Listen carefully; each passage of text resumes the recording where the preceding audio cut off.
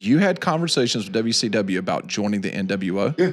Next thing I know, I look on TV and it's Virgil. My wife came up with the whole Godfather thing. I didn't want to be a pimp. Dude, I've been beating up pimps all my life in strip clubs, bro, in Vegas. Are you joking me?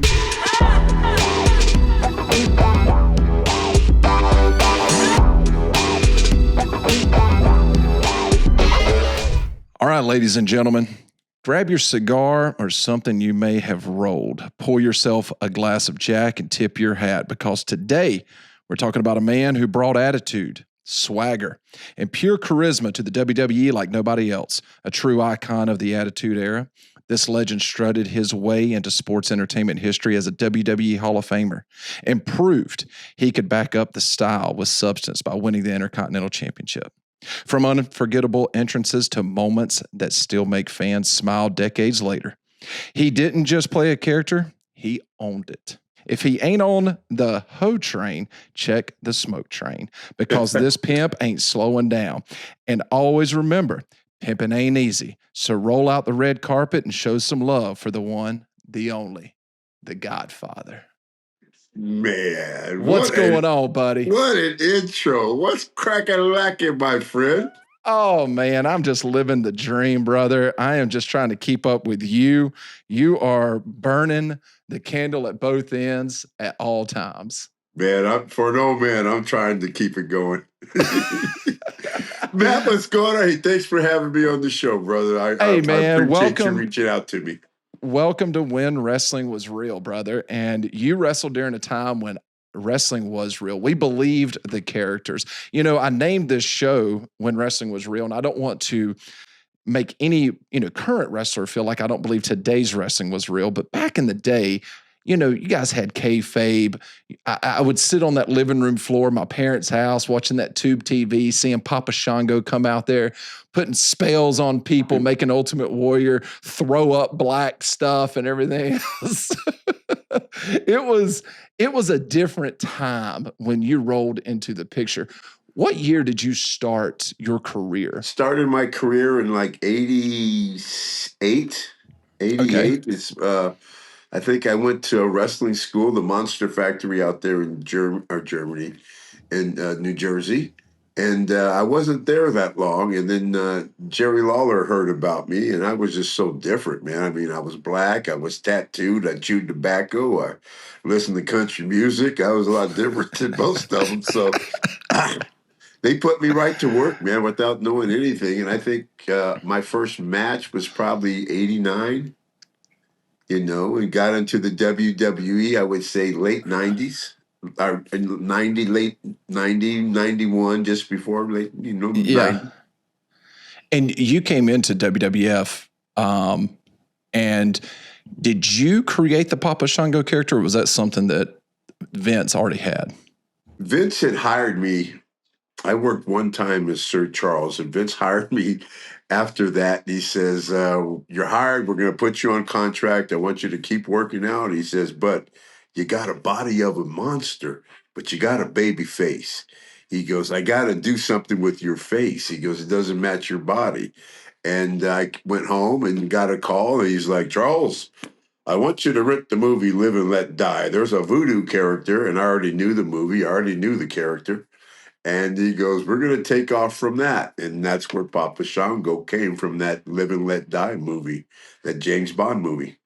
What did you do to pull out some of those? I mean, that character was a very scary. You were diving into voodoo, witchcraft. You were going into some elements that at that time was a little, you wouldn't do that during the 90s on TV. And you were doing this in house shows, and you were doing this in front of families.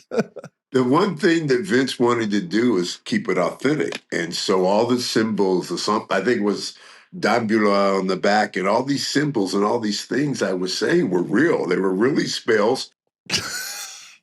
I, to this day, have a voodoo handbook. I swear to you, I still have it. People always want to buy it from me.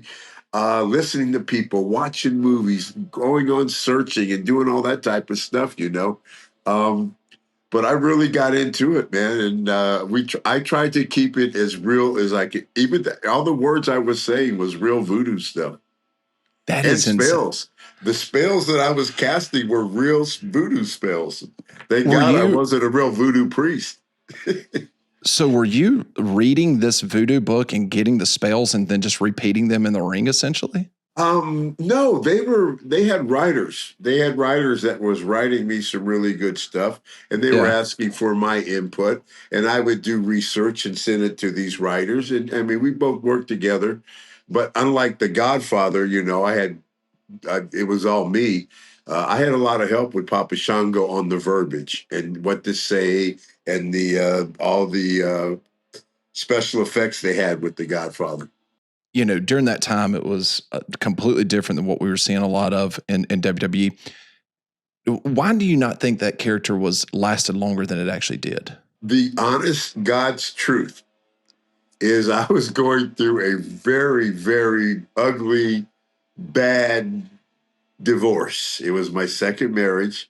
Okay. I've been married now for 26 years. And the bear came out. And the bear it was just a bad divorce. A lot of bad things were happening, put me in a bad spot. I don't know if you ever talked to Mark about that, but I was literally getting into fights. And this girl had me so upset. I'm fighting every night, and Mark's pulling me off of people, and I'm getting into real fights because we're hanging out in biker bars, we're hanging out in redneck bars, we're hanging out in bars.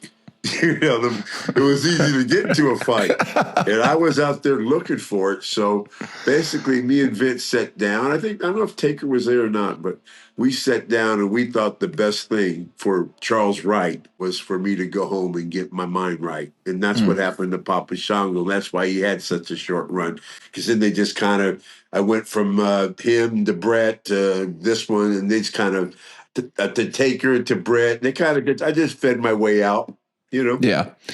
Do you think that character would have lasted longer if the personal life was not as troubled? Yes, I think it would have. Yeah. But my situation was not helping things. And when I mean the bear came out, the bear was out. And the bear is not the Godfather. The bear ain't Charles Wright either, man. The bear is the old biker dude that, he's not a bully. But he's not a nice person when he's the bear. I know that sounds weird, but it's you know me a little bit. I don't know if you've ever seen the bear. I don't think I've ever seen You've the seen bear. the whiskey bit, but I don't know if you've ever seen the bear. The bear's a whole different cat, bro. I'm telling you. If I would have been the bear, the wrestler, I would have made $1 trillion. And so the only reason they got me to come back, I think Mark had a lot to do with this too. Okay. But I think he just wanted to hang out. He missed me. He was bored on the road. He was bored on the road. He wanted me to come back. And so all of a sudden somebody came up with the idea with Common. I'm like, And they said, we'll let you ride a Harley. I'm like, oh, I can ride a Harley? That's how they got me back. Well, then once I got back, the Harley thing didn't work out well. So they took it away from me. At that point, I told Vince, finish me up. I'm like, no, Vince, I came back because of the Harley, dude. I didn't come back. I know. And so that's what happened to Kama.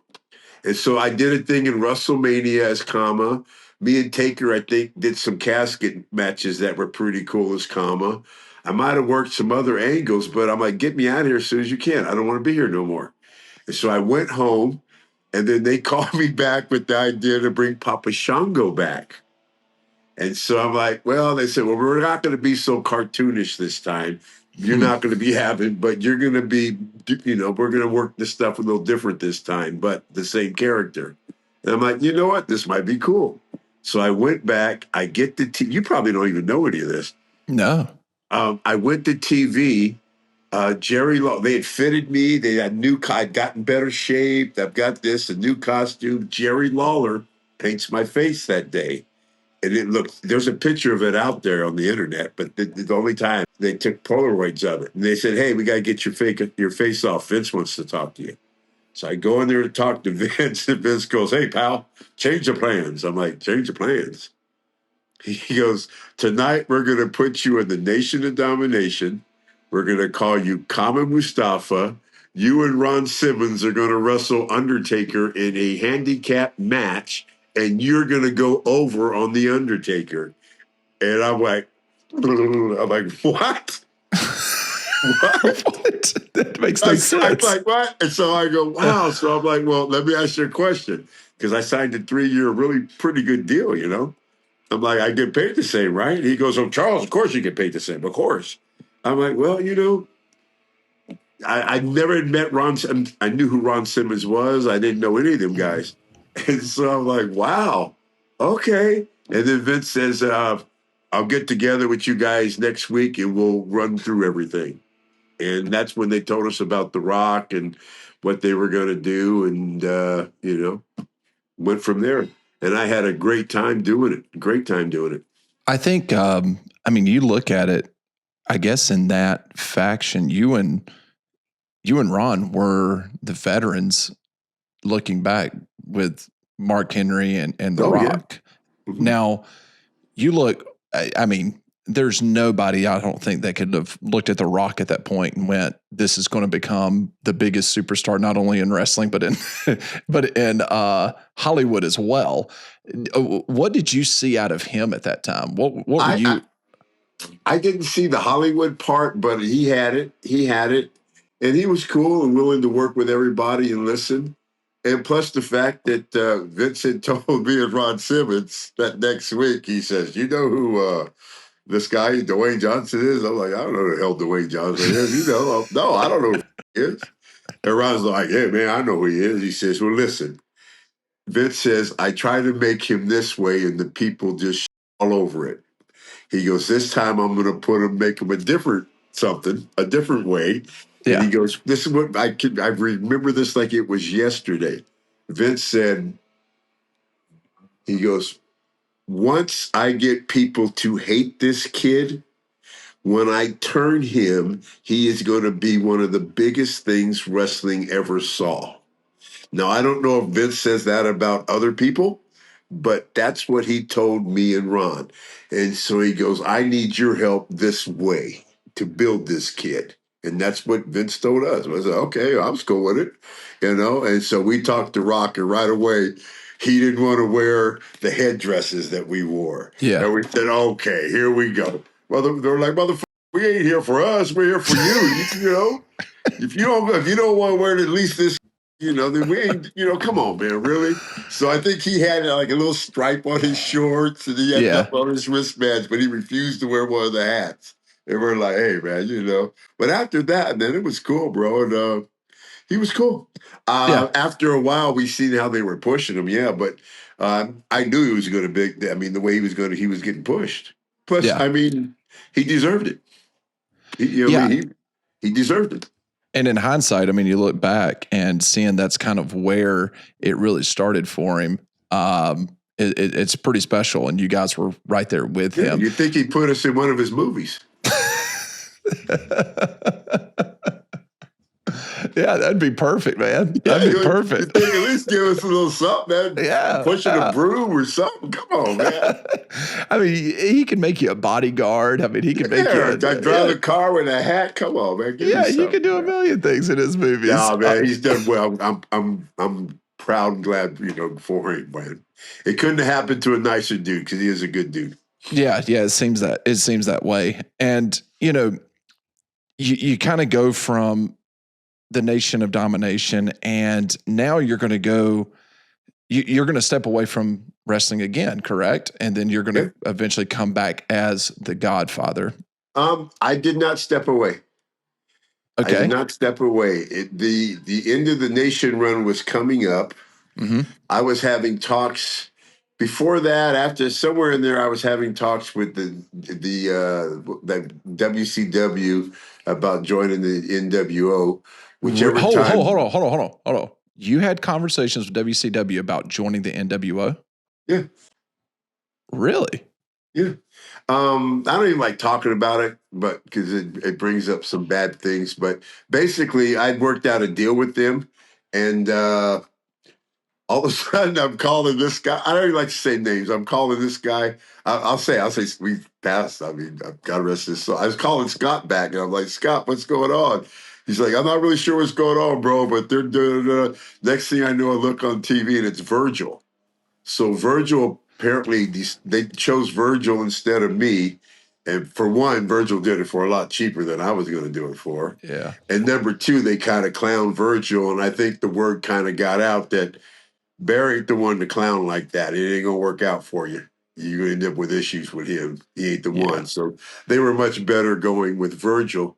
So my wife, Denise, who is the loveliest person in the world, you have met her. She is awesome. She came up with the Godfather, not Vince. My wife came up with the whole Godfather thing. All right, guys. Just want to say thank you for watching this video. Thank you for supporting this channel. If you haven't already, please hit that subscribe button, hit the notification bell. All of those things help me out, and it doesn't cost you a thing. Also, go follow us on Facebook, Instagram, TikTok, all under When Wrestling Was Real. Once again, thank you for your support. Thank you for being here. And now I'm going to get you back to the real reason why you're here, to the video. Thank y'all. And how did that conversation happen between y'all? Were you sitting at the house going... I should get in here and have her tell you the story, but she was just basically trying to come up with something that... Oh, she's walking up here now because we're talking about her. Hey, Denise. Oh, she's pretending she's there. She came up with the idea. I think she just was more like, if we can find a way that we could bring your personality out the way that you are now, not the bear, if we can find a way to bring your personality out, then in a way, I think you got something there. And she just came up with that. I didn't want to be a pimp. Dude, I've been beating up pimps all my life in strip clubs, bro, in Vegas. Are you joking me? I beat up a lot of pimps. And I didn't want to do a pimp. I wanted to be a mean pimp. She wanted me to be the kind of pimp that I was. I wanted to be a mean pimp. But everything I fought her on that I didn't want to do, I didn't want to wear orange hats. I didn't want to, dude, you can't forget, I'm like old school biker. Yeah. And so everything that I fought her on worked out. Me and Bradshaw were playing around with it because it was becoming the end of the nation run. And Mark Henry and D'Lo were tagging up. The Rock had kind of gone on, done his thing. Ron was doing his thing. And so I'm like, man, I'm having a good time. I got to come up with something. And so she came up with that. Me and Bradshaw were playing with it in the house shows. We get the TV. Vince goes, Charles, whatever you're doing, I think it's got they're telling me it might have some legs to it. He goes, you think you can get me some girls? And we're at TV. And I'm like, Vince, me get you some girls? Come on, man.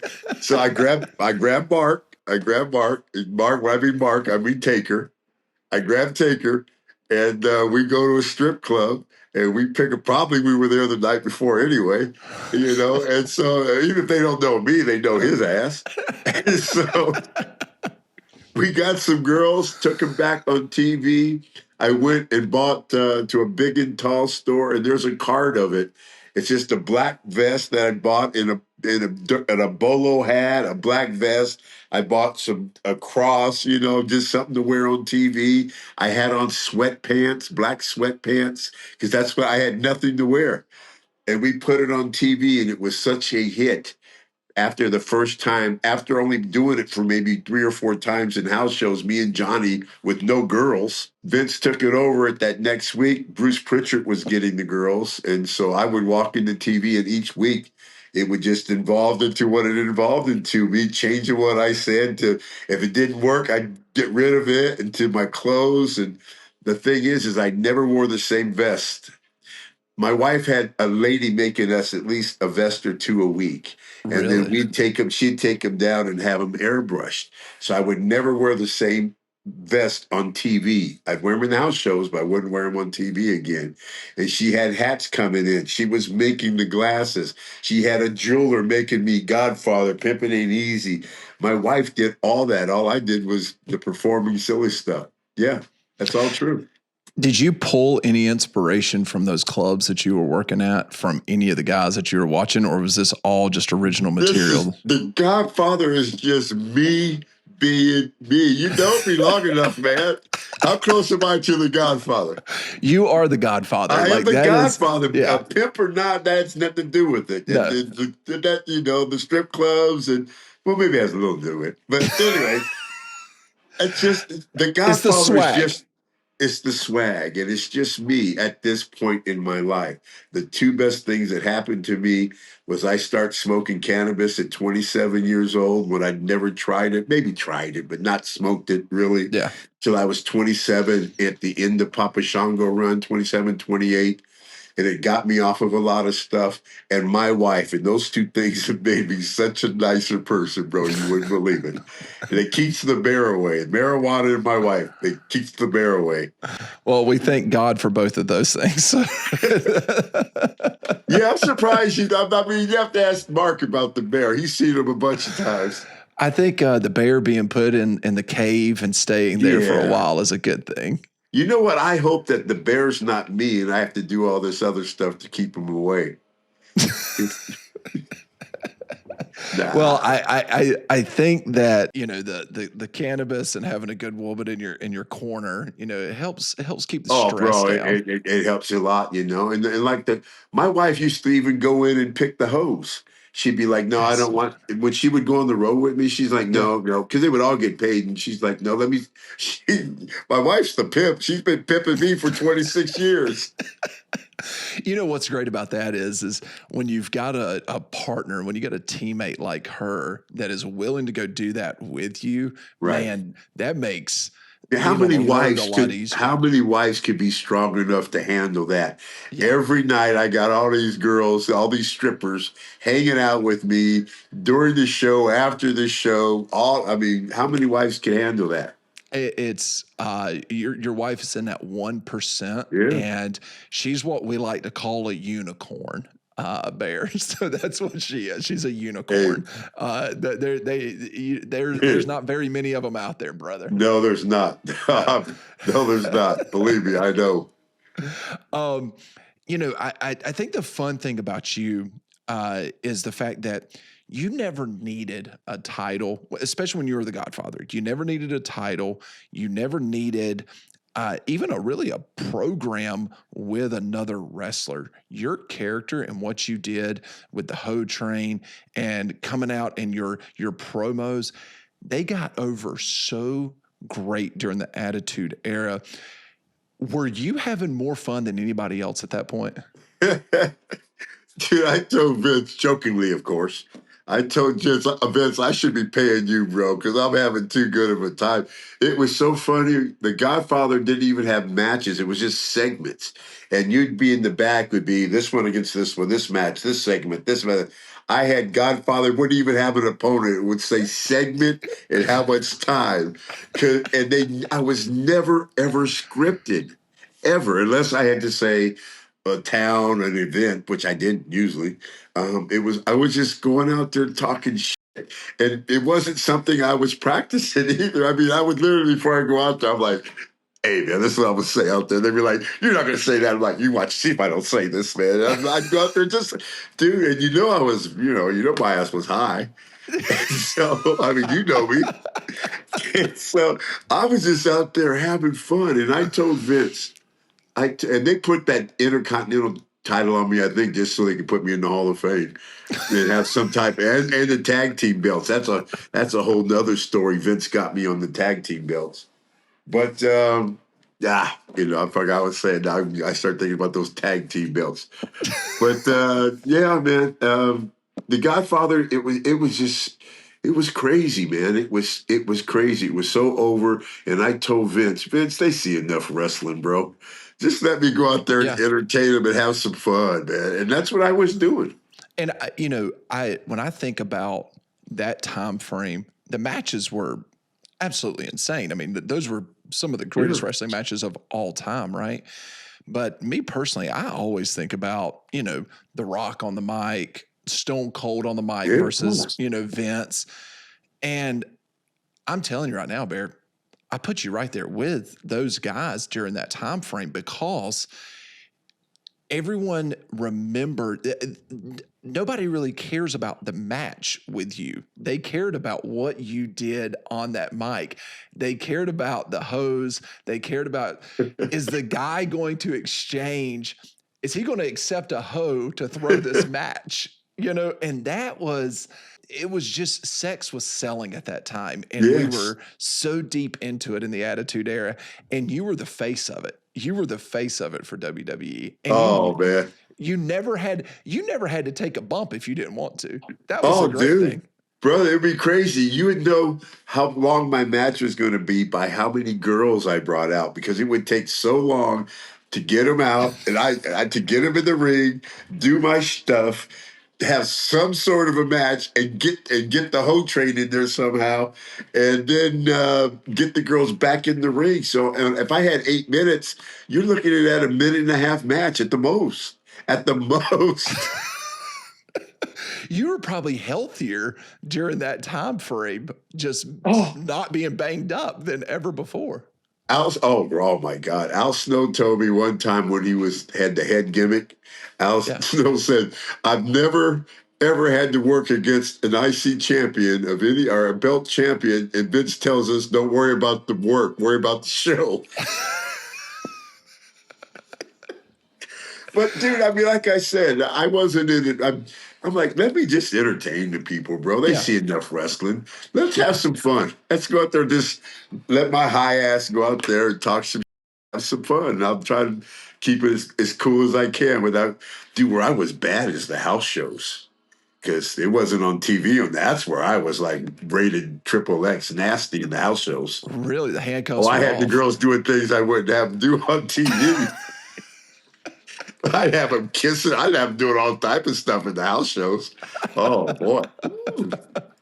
I'm sure some of the people watch this are like, man, I seen it one time. The girls were kissing and even oh, man, Pimp it ain't easy. Was there ever a time that you did come back to Gorilla and Vince look at you and go, no, not too far? Not once, not ever. Good job, Charles. Never. Never.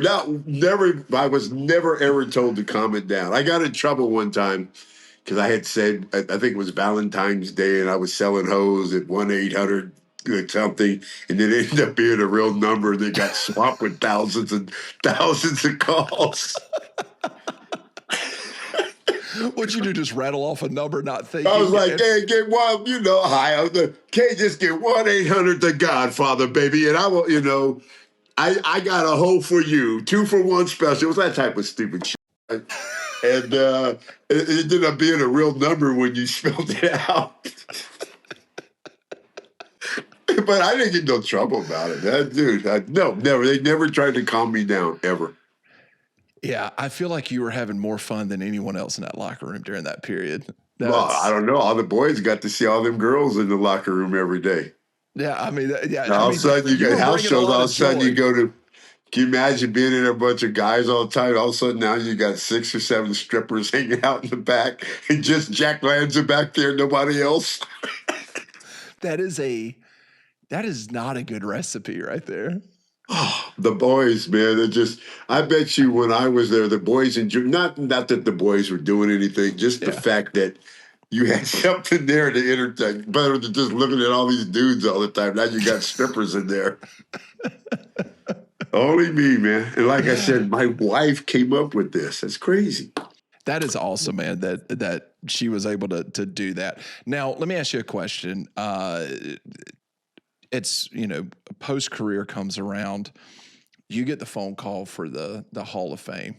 What was your first thought? All right, guys. I know that there's a lot of skinny cans on the market. There's a lot of opportunities out there for you to be able to go get the alcoholic beverage of your choice. But if you haven't tried them already, I would encourage you to go try Zeros, okay?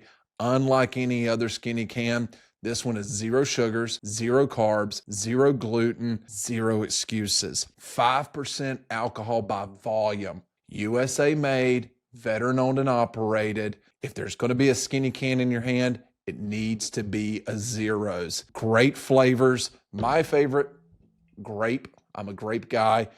They have grape, they have orange, they have Moscow Mule, they have Power, they've got raspberry, and they've got cranberry. Guys, 6 amazing flavors from a phenomenal company. Go to drinkzeros.com to learn more or to order your favorite 4-pack. And remember, 21 and over, drink responsibly, but drink with zero excuses. I was going to the gym, and I can't think it was Mark Carano. Mark Carano, who's no longer there, he called me, and he's like, "Hey, so you all set for?" Because I was going to WrestleMania every year. You didn't see me, but you're there signing autographs, doing other stuff. And so he's like, "You all set to go to?" I'm like, "Yeah." He goes, "Well, you bringing your family?" And I'm like, "No, why would I bring my family? I'm not in the damn thing." He goes, "Well, yes, you are." And he goes, "Your name came up this year the first time," and Vince said, "Hell yes, put him in." And so I'm like, wow. I never thought they'd put me in there. How you gonna put a pimp in the Hall of Fame, man? But then I look back at some of the videos and some of the merchandise and some of the things, and I look back at it, and like you said, bro, I was a big part of that, man, as the Godfather. I was the DX. I mean, I wasn't the DX, and I wasn't Stone Cold or The Rock, but in my role, man, I was a mid-card guy over like a top guy. Yeah. Over like Rover, where a couple of times when you would be in these arenas, these basketball arenas, they have applause meters, and I'd get louder pops than The Rock and Stone Cold because I came up with the brilliant idea, where I'd go out first and I get that pop, and I'd come out with no girls. And then I'd call the girls out and wind up and call the girls out. And that second pop would be crazy. It'd be like, yeah, man, it was crazy, bro. Good times. That's the thing is I think whenever you think about the Attitude Era, like I was saying, yes, you had the DXs, you had the Stone Colds, you had the Rocks. Undertakers, the Rocks. Yeah, you had, and I mean, Undertaker transitioning into the American Badass. Yeah. So you had those real life characters all of a sudden. That's you. The Godfather is you. That's a real life character. But when you think about the Attitude Era, you were, like you said, you were a staple in that, especially on the mic. And the Godfather evoked emotion in people. It made us feel something. And whether it was joy, happiness, whatever at that time. And I think that's what professional wrestling is really all about. Taker's it says all the time, it's not about the moves. It's about the emotions. It's about being able to tell a story. Dude, I like I said, it's an honor to be part of that, and I love the fact that I was part of that. And like I said, a big part of it. It means a lot. Yeah. It means a lot. It means it's so crazy that they have what's called a Legends contract. I know you know about it. Yeah. They started it in 2003. I have been on it because of the success of my characters or the groups or the people that I've been involved with. I've been on that Legends contract since 2003 continuously to this day. There's nobody else that's been on it.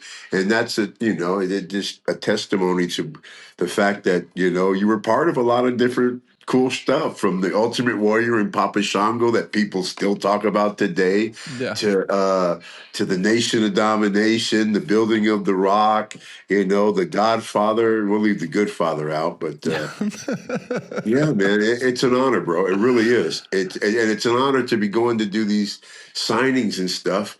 And every now and then I might, if it's a wrestling one, I might get in the ring and do my old spiel.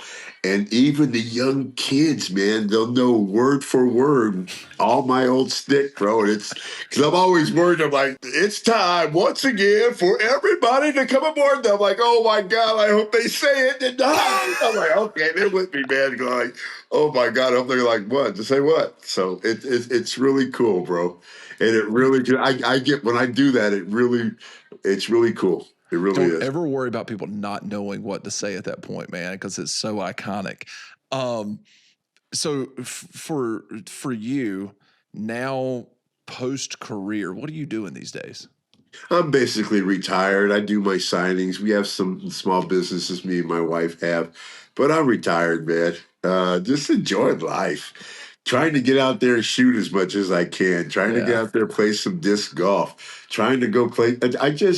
I stay busy, man. I never watch TV. I'm always doing something.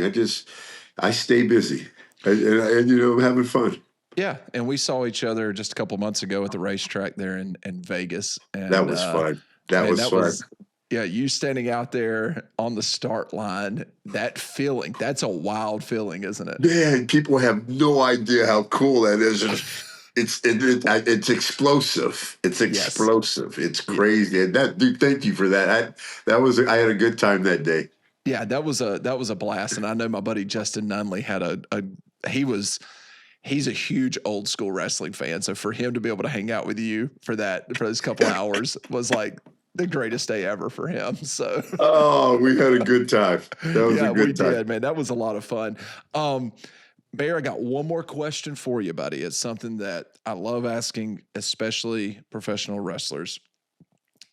Your Mount Rushmore of wrestlers all the time. I'm gonna have it wrong, but in that I know I'm just gonna say, of course, Ric Flair, Hogan, The Rock, and Taker and Stone Cold, all them guys I'm gonna put up there. You have to take one out. You have to be the one to take one out, not me.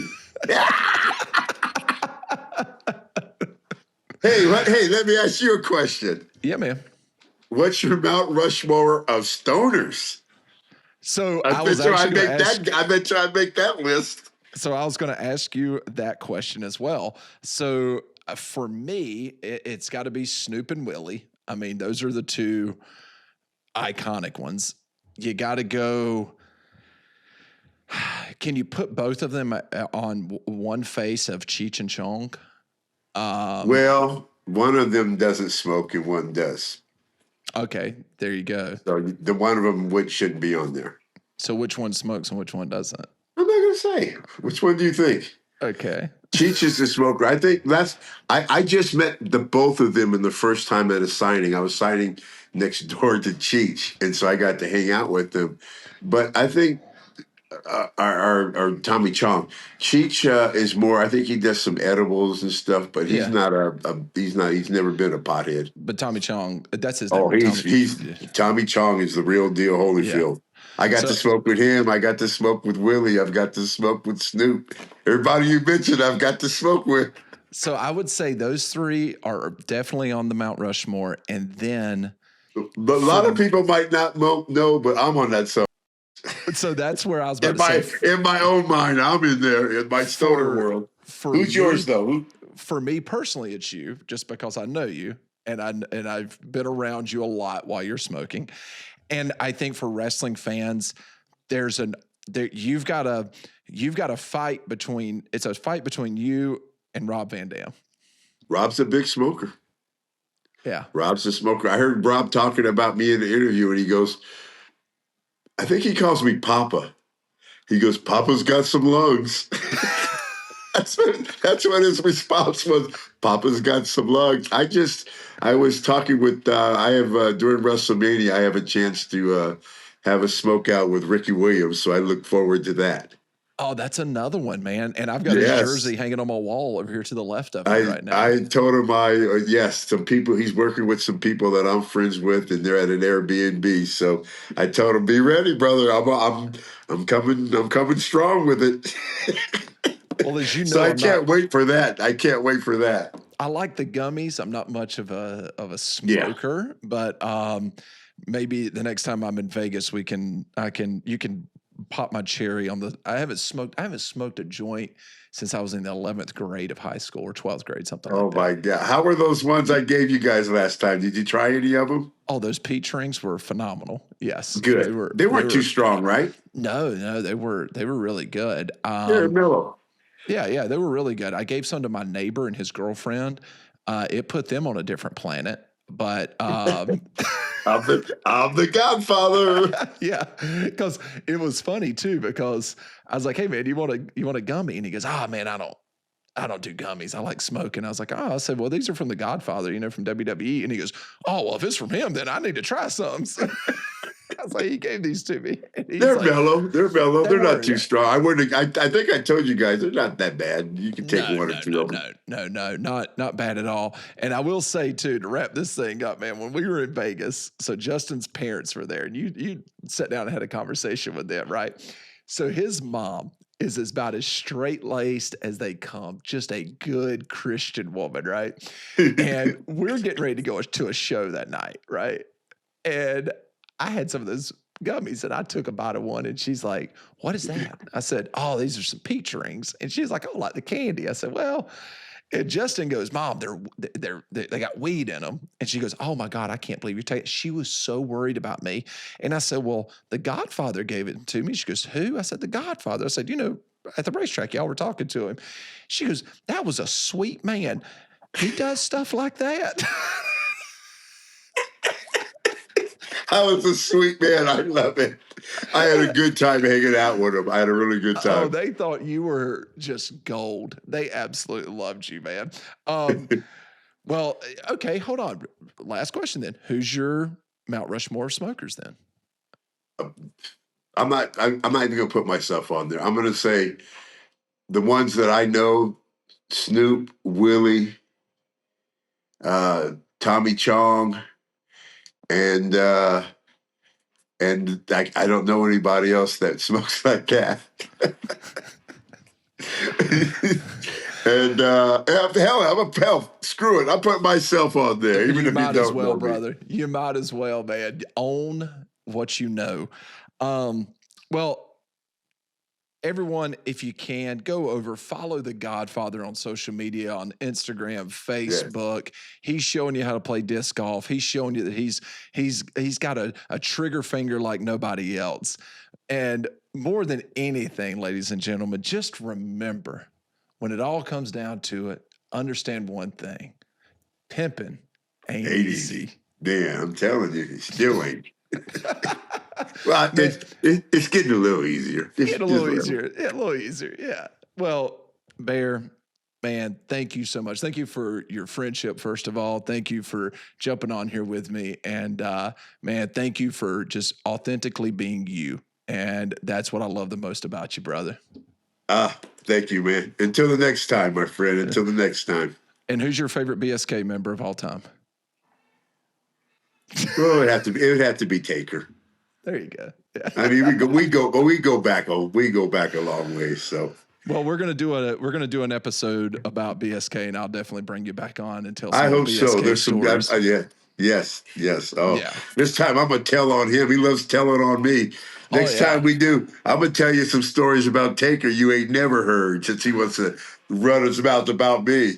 He blames you for everything, brother. I know he does. Well, hey, maybe he should. Well, ladies and gentlemen. Nobody said I was a good influence. No, not at all. The good father was not the real character. Let me tell you. No. I mean, hey, I get you in a lot of trouble. Far from it. Well, ladies and gentlemen, once again, thank you for tuning in. This is When Wrestling Was Real. I'm your host, Matt Lyda, and thank you to the WWE Hall of Famer, the Godfather, for joining us this week. Tune in next week. And once again, thank you to Zeros. Godfather, we got to get you some of these, man. 0 sugar, 0 carbs, 0 gluten, 90 calories.